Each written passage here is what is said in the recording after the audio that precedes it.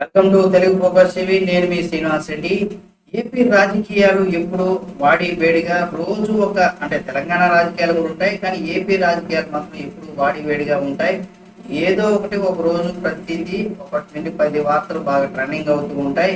అయితే త్వరలో ఎన్నికలు కూడా రాబోతున్నాయి కాబట్టి ఇటువంటి వేళ మనకు మంత్రి రోజా గారి పైన అవినీతి ఆరోపణలు కూడా చేశారు ఒక వైసీపీ కౌన్సిలర్. ఎవరు, ఆమె ఏం వ్యాఖ్యలు చేశారు, అవి కూడా ఈ వీడియోలో మనం అయితే తెలుసుకునే ప్రయత్నం చేద్దాం.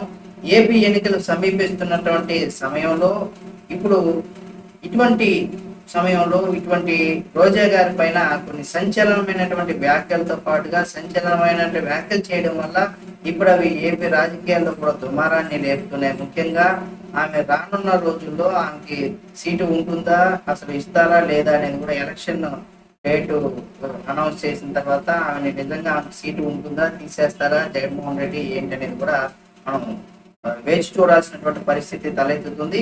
అయితే ఇంతటికీ ఆ కౌన్సిలర్ ఎవరు, ఆమె ఏం వ్యాఖ్యలు చేశారనేది కూడా మనం ఈ వీడియోలో అయితే తెలుసుకుందాం. అయితే ఇప్పటికే సీఎం జగన్ ప్రజల్లో కొంత వ్యతిరేకత ఉన్నటువంటి వాళ్ళ ఎమ్మెల్యేలు ఎవరైతే ఉంటారో వాళ్ళందరికీ కూడా టికెట్లు ఇవ్వకుండా, అంటే సిట్టింగ్ ఎమ్మెల్యేలకు అంతా కూడా టికెట్స్ ఇవ్వకుండా చేశారు. అయితే ఆ సిట్టింగ్ ఎమ్మెల్యేలంతా కూడా అటు కాంగ్రెస్ పార్టీలో కావచ్చు లేదా టీడీపీ జనసేనలోకి వెళ్ళేటువంటి అవకాశం ఉంది. అక్కడికి వెళ్ళి తిరిగి జగన్మోహన్ రెడ్డి గారి మీద, ఆయన ప్రభుత్వం పైన వాళ్ళు టార్గెట్ చేస్తూ మాట్లాడేటువంటి పరిస్థితి కూడా తలెత్తేటువంటి అవకాశం ఉంది. కాబట్టి సరే, ఆ విధంగా ఆయన వాళ్ళ ప్రజల్లో వాళ్ళకి వ్యతిరేకత ఉంది కాబట్టి అటువంటి వాళ్ళకి టికెట్స్ ఇవ్వకూడదు అనేది కూడా భావించారు. ఆ వ్యతిరేకతకు గల కారణాలు కూడా ప్రజలు కూడా ఆలోచించుకోవాలి.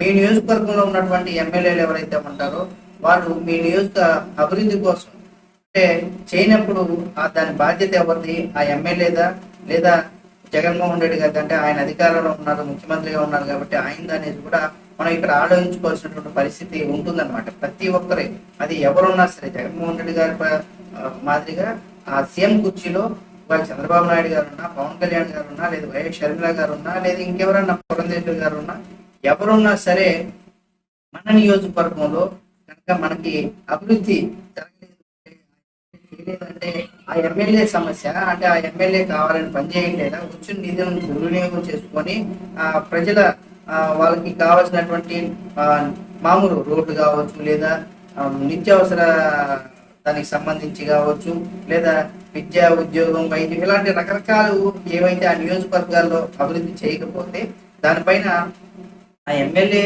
కావాలని చేయట్లేదా, లేదా ఆ ఎమ్మెల్యేకి మన జగన్మోహన్ అంటే సీఎం గారు ఆ నియోజకవర్గానికి నిధులు విడుదల చేయలేదా, ఏంటి, ఏం జరిగింది అనేది కూడా ప్రతి ఒక్కరు కూడా ఆలోచించుకోవాల్సినటువంటి పరిస్థితి.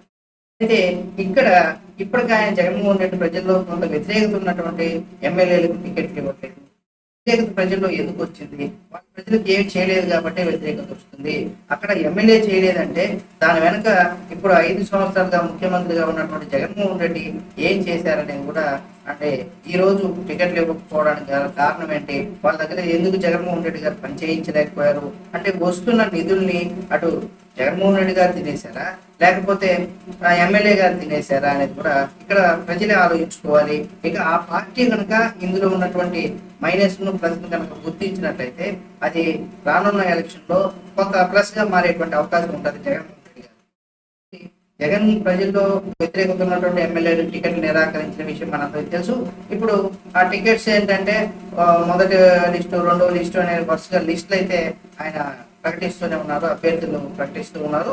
అయితే ఎక్కువగా ఇక్కడ సిట్టింగ్ ఎమ్మెల్యేలు ఎక్కువ మందికి సీట్స్ ఇవ్వట్లేదు అనేది కూడా మనకి ఇక్కడ చాలా స్పష్టంగా తెలుస్తుంది. అయితే ఎమ్మెల్యేలు టికెట్ ఇవ్వట్లేదు కాబట్టి వారి స్థానంలో కొత్త వారికి అవకాశాన్ని కూడా కల్పిస్తున్నారు. అంటే వాళ్ళని కొత్త వారిని అవకాశం కల్పించి వాళ్ళని కూడా ఈసారి రానున్న ఎన్నికల్లో కూడా వాళ్ళని రణరంగంలోకి దింపుతున్నారు జగన్మోహన్ రెడ్డి. ఇటువంటి క్రమంలో రోజా గారికి ఊహించినటువంటి పరిణామం కూడా ఎదురవుతుంది. దీని వెనక గల కారణాలు ఏంటి అని కూడా మనం ఒకసారి చూడాలి. ఎందుకంటే ఈమె పుత్తూరు మున్సిపాలిటీ పరిధిలో 17వ వార్డు కౌన్సిలర్ అయినటువంటి భువనేశ్వర్ గారు, అంటే మంత్రి రోజా గారి పైన, అతని సోదరుల పైన కొన్ని సంచలనమైనటువంటి ఆరోపణలు చేశారు. తమకు రిజర్వేషన్ కలిసి రావడంతో ఇక్కడ పుత్తూరు మున్సిపల్ చైర్పర్సన్ పదవికి ఇప్పిస్తామని చెప్పి తమకు పెద్ద మొత్తంలో డబ్బులు డిమాండ్ చేశారంటూ కూడా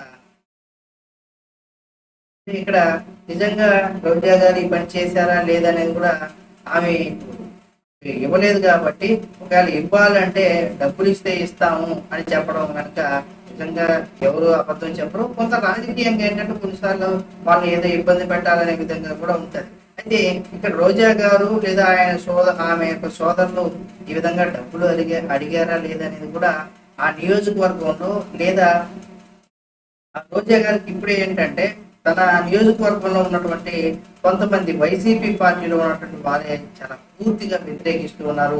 మనం రీసెంట్ గా రోజా గారు అంటే నగర నియోజకవర్గంలో జగన్మోహన్ రెడ్డి గారు వారి బహిరంగ సభకు వచ్చినప్పుడు కూడా అక్కడ శాంతితో పాటుగా శాంతి అలాగే రోజా గారి మధ్య ఆ చేయి కల్పించే ప్రయత్నం అయితే చేశారు. అయితే ఎడమోహం పెడమోహం అన్నట్టుగా కూడా జగన్మోహన్ రెడ్డి కూడా అక్కడ స్పందించి చేయగలిగినప్పుడు కూడా వాళ్ళు అసలు ఆ కలయిక లేదన్నమాట. ఎంత ఏమైనా సరే ఈసారి ఆమెకు టికెట్ ఇవ్వద్దంటూ కూడా ఆ వైసీపీ కార్యకర్తలు ఎవరైతే ఉన్నారో వాళ్ళు చాలా గట్టిగానే ఆమెకి టికెట్ ఇవ్వకూడదు అనేసి కూడా వాళ్ళు చెప్తున్నారు అనమాట. జగన్మోహన్ రెడ్డి కూడా చెప్పినట్టుగా తెలుస్తుంది. అయితే ఈసారి ఏంటంటే ఈమెకి అక్కడ కౌన్సిలర్ గా ఇవ్వాలంటే కాబట్టి ఆ మున్సిపల్ చైర్మన్ పదవికి ఇప్పిస్తాము కాబట్టి నీకు ఇవ్వాలంటే నువ్వు డబ్బులు ఇవ్వాలంటూ కూడా ఆమెను అడిగినట్టుగా కూడా ఆమె చెప్తుంది. అయితే 70 లక్షలు ఇస్తామనేసి 70 లక్షలు ఇస్తామనేసి అడగగా తాము 40 లక్షలు ముట్ట చెప్పినట్టుగా కూడా భువనేశ్వర్ గారు వెల్లడించారు. వాళ్ళు 70 లక్షలు అడిగారు కానీ మేము 40 లక్షలు మాత్రమే ఇచ్చాము అంటూ కూడా రోజా అంటే మంత్రి రోజా గారి సోదరుడు కుమారస్వామి రెడ్డి పంపించినటువంటి వ్యక్తికి 3 దఫాలుగా మేము 40 లక్షలు ఇచ్చామనేసి కూడా వాళ్ళు స్పష్టం చేశారు. ఇందులో ఎంత వాస్తవం ఉందనేది కూడా దీనిపైన విచారణ కూడా చేపించినట్లయితే నిజంగా ఇది ఈసారి ఆమెకి టికెట్లు కనుక ఇవ్వకపోతే రోజా గారి టికెట్స్ కనుక ఇవ్వకపోతే అయితే ఎప్పుడైతే ఆమెకి అధికారం ఉండదో ఆటోమేటిక్ గా ఈసారి త్వరగా తెలుగుదేశం పార్టీ వచ్చినట్లయితే ఇవన్నీ కూడా అప్పుడు చంద్రబాబు నాయుడు అరెస్ట్ జరిగినప్పుడు ఏ విధంగా ఆమె స్వీట్లు పంచి బాణాసంచి పేల్చి సంబరాలు చేసుకుందో ఆ సంబరాలు ఇప్పుడు టీడీపీ నేతలు చేసుకునేటువంటి పరిస్థితి కూడా వస్తుంది. కాబట్టి ఎప్పుడు అధికారంలో ఉన్నప్పుడు అధికార అహంతో మనం అంటే ప్రవర్తించినట్లయితే రేపు అధికారం కోల్పోయినప్పుడు దాని పర్యవసానం 1కి 10 రెట్లుగా మనం అంటే మనకు సామెత చెప్తూ ఉంటారు, బంతిని ఎంత వేగంగా గోడగేసి కొడితే అంత వేగంగా మన దగ్గరకు వస్తుంది అంటూ ఉంటాం కదా. కాబట్టి ఎవరు ఏ రాజకీయ నాయకులైనా సరే ప్రజలకు మంచి చేయడానికి రండి, అంతేగాని ఇట్లా ఒకరి మీద ఒకరు కేసులు పెట్టుకోవడం లేదా అక్రమాలకు పాల్పడడం దాని ద్వారా ఏమవుతుంది, పోయేటప్పుడు సామెత కూడా చెప్తున్నారు, పెద్దలు చెప్తుంటారు, పోయేటప్పుడు ఒక కనీసం రూపాయి నువ్వు తీసుకెళ్ళలేవు అంటూ కూడా పెద్దలు చెప్తూ ఉంటారు. కాబట్టి ప్రతి ఒక్కరు కూడా ఆ విధంగా మనకు రాజకీయాల్లో ఉండాలి, మనం ప్రజలకు సేవ చేయడానికి వచ్చాం కాబట్టి ఆ విధంగా నిజాయితీతో సేవ చేయండి. ప్రజలకు కావలసినటువంటి ప్రతిదీ కూడా వాళ్ళకి అందేలాగా వాళ్ళని అభివృద్ధి పదంలో తీసుకెళ్లడానికి, రాష్ట్రం అభివృద్ధి పదంలోకి అభివృద్ధి దిశగా తీసుకెళ్లడానికి ఎవరైనా సరే ప్రయత్నం చేయాలి. కానీ ఇట్లా అక్రమాలకు పాల్పడి కోట్ల రూపాయలు ప్రజాధనాన్ని లేదా ప్రభుత్వం లేదా ప్రజల దగ్గర నుండి లంచాల రూపంలో తినేసినటువంటి ఎటువంటి రాజకీయ నాయకులు, అటువంటి రాజకీయ నాయకులు ఎప్పుడూ కూడా రాజకీయాలకు పనికిరారు. కాబట్టి అటువంటి వారు మీ నియోజకవర్గంలో ఉన్నట్లయితే అది ఎవరైనా ఎంత పెద్దవారైనా సరే మీరు ఓట్ల రూపంతో అటువంటి వ్యక్తుల్ని కూడా రాజకీయాలని వాళ్ళకి శాశ్వతంగా స్వస్తి పలికే విధంగా కూడా ప్రయత్నాలు అయితే చేయండి. ప్రతి ఒక్కరు కూడా ఇక్కడ ఆమె 70 లక్షలు అడిగితే మేము 40 లక్షలు మాత్రమే దఫాల వారిగా ఇచ్చామంటూ కూడా ఈ వ్యాఖ్యలు అయితే చేసింది. అయినప్పటికీ కూడా చైర్మన్ పదవి ఇవ్వకపోగా డబ్బులు తిరిగి ఇవ్వమని అడిగితే ఇవ్వడం లేదంటూ కూడా ఇవాళ ఆమె భువనేశ్వర్ గారు ఒక ప్రెస్ మీట్ పెట్టి వెల్లడించిన విషయం మనందరికీ తెలిసిందే.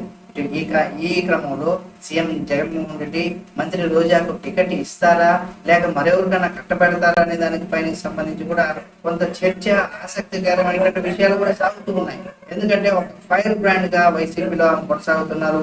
అటువంటి వ్యక్తి టికెట్ ఇస్తారా లేదా ఆమె మీద ఉన్నటువంటి ఏదైతే వ్యతిరేకత ప్రజల్లో కావచ్చు లేదా సొంత పార్టీలో ఉన్నటువంటి నేతల వ్యతిరేకత ఏదైతే ఉందో ఆమె కనుక టికెట్ ఇస్తే సొంత పార్టీ అంటే వైసీపీ పార్టీలో పనిచేస్తున్నటువంటి కార్యకర్తలు కావచ్చు నేతలు కావచ్చు ఆ నగర నియోజకవర్గానికి సంబంధించినటువంటి వారు అక్కడ ఆమెతో పాటు ట్రావెల్ అవుతారా లేదా పార్టీ వాళ్ళు మారేటువంటి అవకాశం ఉందా? కార్యకర్తలు పార్టీ మారినారంటే ఆ ఎమ్మెల్యే దగ్గర కార్యకర్తలు లేకపోతే అయితే ఉంటారు.